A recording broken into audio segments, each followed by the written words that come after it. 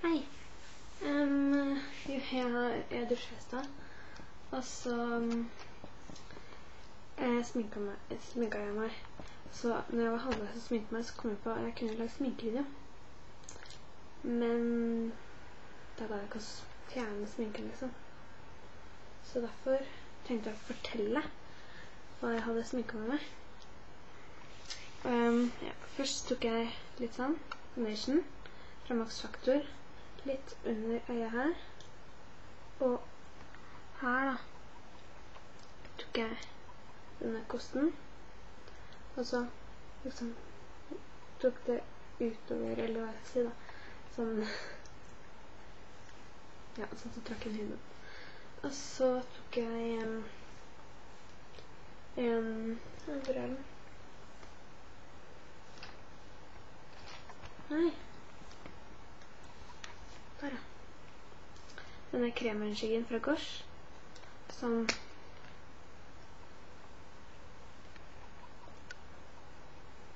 gull, tok jeg den på øyelokket, sånn, og så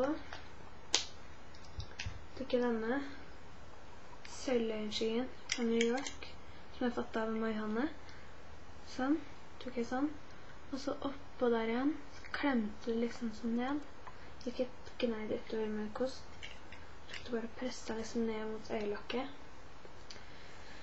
og så tok jeg denne, den der, den blir ikke mørk i det hele tatt, se, nå ser den skikkelig mørk ut, ikke sant? Nei, det var kanskje ikke det, sånn, og så den utover, blir det mer bare skimmer og litt sånn svak rostonne. Tok jeg liksom over her, litt over der. Og så tok jeg den eyelineren. Jeg vet ikke hvor den er fra, fordi at jeg spiste så mye, så husker jeg ikke helt hvor den er fra. Jeg brukte den veldig mye. Og så tok jeg liksom eyeliner her, og litt sånn her da, sånn at det blir litt mørk sånn på siden, så og så tok jeg da denne mascaraen fra L'Oréal Paris, som jeg kjøpte i går, og så skal jeg bare Q-tips til slutt og tok hvis jeg fikk litt her. Var det mer da? Så det er sånn jeg sminker meg til vanlig. Jeg pleier ikke å ta noe mer sminke. Jeg bruker bare leppepomade, og noen ganger kan jeg ta litt lipgloss. Er det noe mer jeg skal snakke om? Jo. Se, sånn her liker jeg. Mascaraen fra Lancome. Jeg kan ta den på nå. Brukte dette speilet.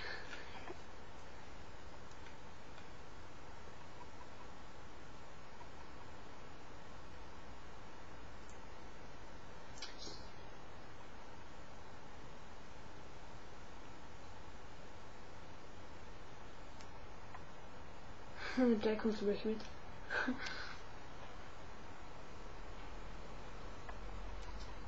Oi. Det ble litt feil. Jeg tok ikke på så mye. Hva er den? Den skjeler jeg. Den er skikkelig pens. Ja. Jeg tror det. Kan jeg ta?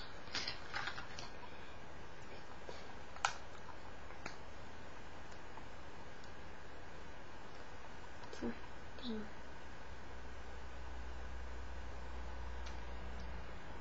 Det var varmt her i veien.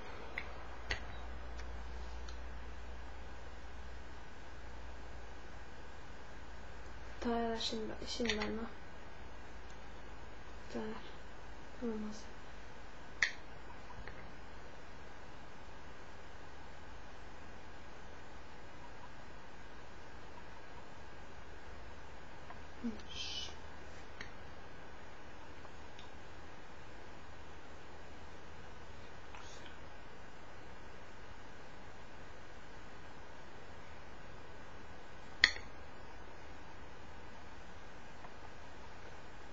Hva gjør det? Sånn. Nei, jeg vet ikke. Det gjør litt forskjellig. Sånn.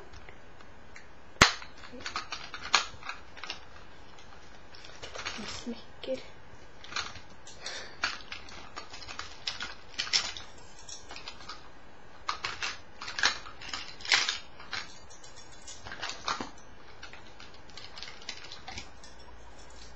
Så jeg kan søte.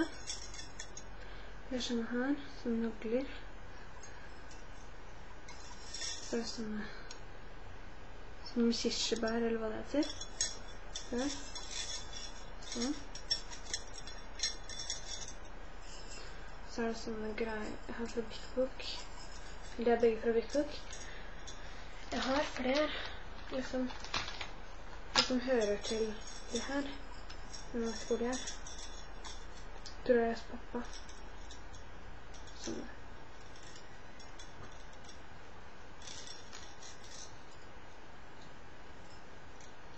Jeg tar sånn amber. Så strikk.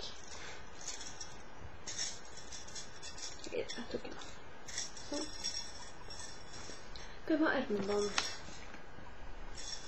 Jeg har bløtt hår.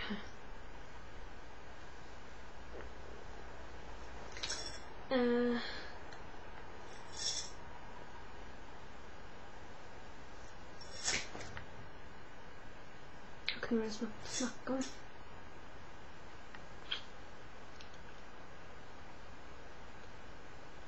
Jo, på leppene. Jeg kan prate om hva jeg tok på leppene. Jeg må bare finne den.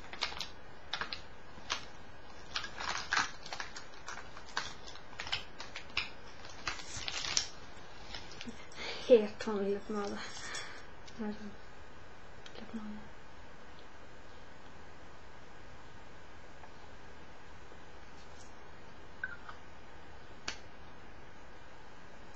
Bare helt vanlig.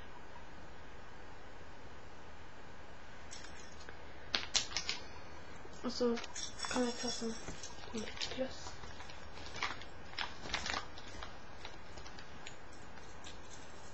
Tar denne lipglossen her.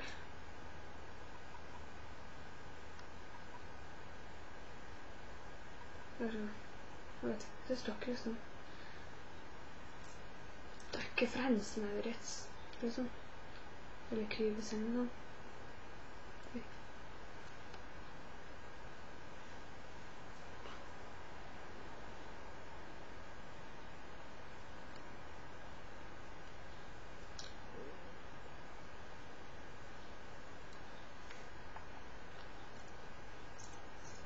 Her. Ja. Skal vi si ha det? Ha det.